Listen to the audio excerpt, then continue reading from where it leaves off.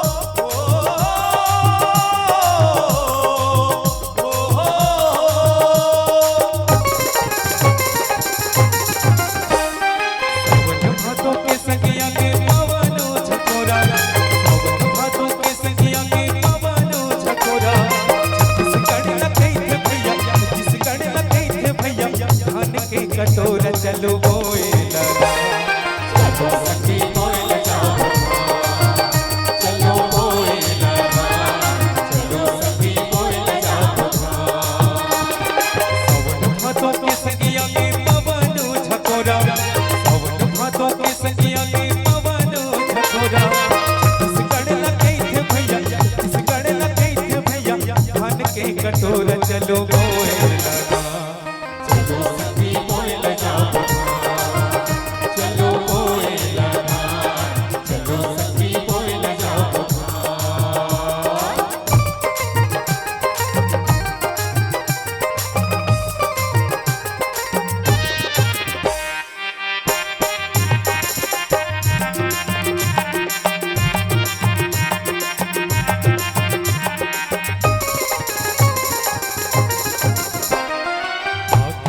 साड़ देखो कांटा खोटी बिन डारो, जुर्मिल के कर मोरे किसानी,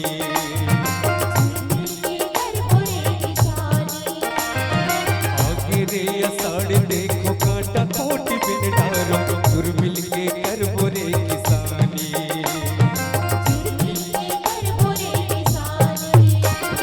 जय जवान जय जवान,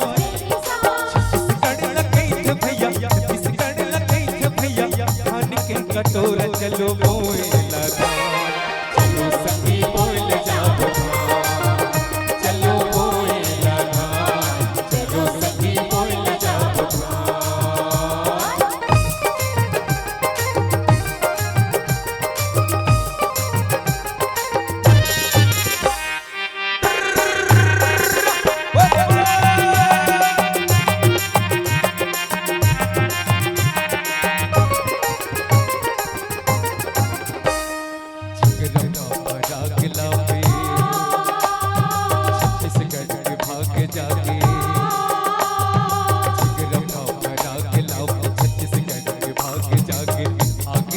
हर संग झुमाना चोरे।